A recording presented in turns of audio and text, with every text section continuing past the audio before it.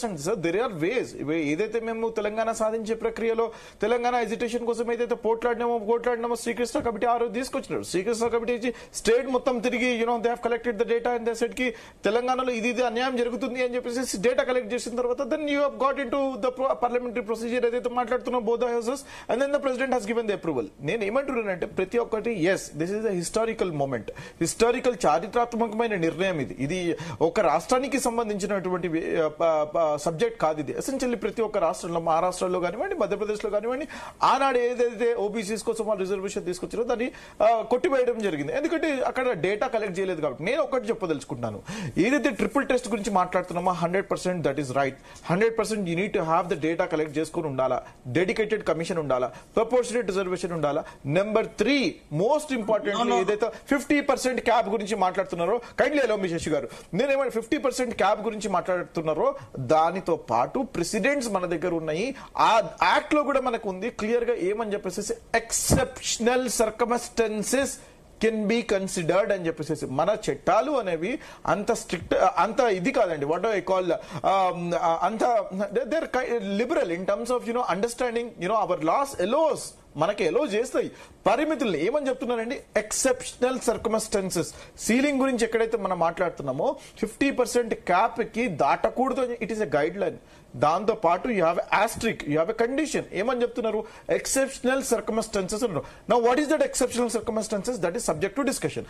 Exceptional circumstances is nothing but proportionate గా ఒకవేళ population ఉంటే ప్రపోర్షనేట్ గా రిజర్వేషన్ ఇవ్వచ్చు అని చెప్పేసి. నౌ శేషి గారు can say basically whatever the factors are the parameters that you have collected may not be sufficient, అవి సరిపోవు అని చెప్పేసి శేషి గారు చెప్పొచ్చు. కానీ కోర్టులో మేము ప్రభుత్వం పరంగా మా అడ్వకేట్ జనరల్ కానివ్వండి, ఇక్కడ హైకోర్టులో, అక్కడ మేము ఒకవేళ అభిషేక్ మను సింఘ్వి గారిని సుప్రీంకోర్టులో పెట్టినప్పుడు అయితే ఇది ఈ రోజు I don't think the discussion might happen in the apex court సుప్రీంకోర్టులో. దాన్ని డిఫర్ చేసి మళ్ళీ హైకోర్టులోనే జరుగుతుందని నేను భావిస్తున్నాను. ఒకవేళ 8th when we have a final decision that is going to come on the 8th, ఆ రోజు then we have from the government will put our points. మేము ఏదైతే కలెక్ట్ చేసుకున్నామో మేము చెప్తాం.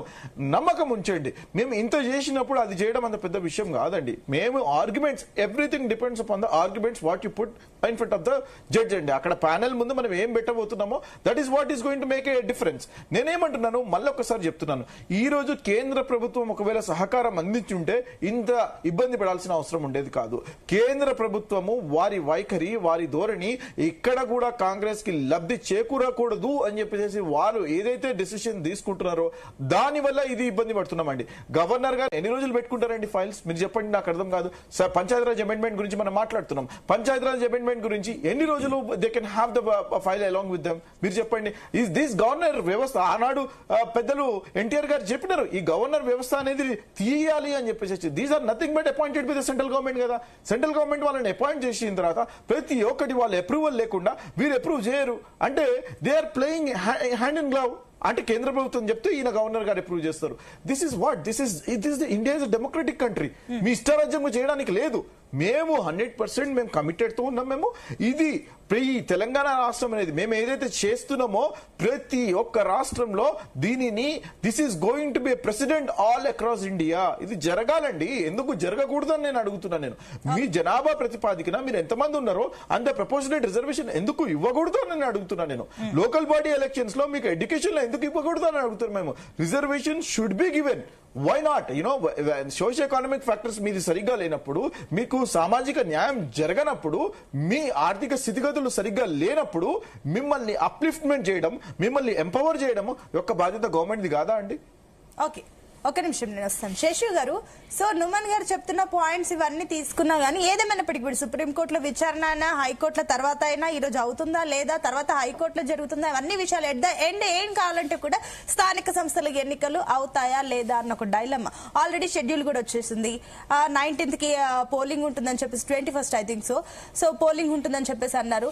ఇంత ఇంకా మా అంటే ఇంకో 15 రోజులు అనుకుందాం, 2 వారాలు అనుకోవచ్చు. 2 వారాలు ఉన్నా కూడా స్టిల్ ఇంకా రాజకీయ పార్టీలో ఒక డైలమాలో ఆల్రెడీ కొంతమంది నాయకులు కూడా బహిరంగంగా నానేస్తున్నారు, ఖర్చులు చేయకండి, ఇంకా అవుతాయో లేదో కూడా కన్ఫర్మ్ లేదు, ఖర్చు కూడా పెట్టుకోవద్దు, ఖర్చులు చేసుకోవద్దు అని చెప్పేసి కూడా రాజేందర్ గారు అంటే తెలంగాణ కైండ్లీ రాజేందర్ గారు అంటే తెలంగాణ రాష్ట్రంలో మొత్తానికి ఒక వాల్యూ ఉన్నటువంటి వ్యక్తి అని చెప్పేసి అనుకునే వాళ్ళండి.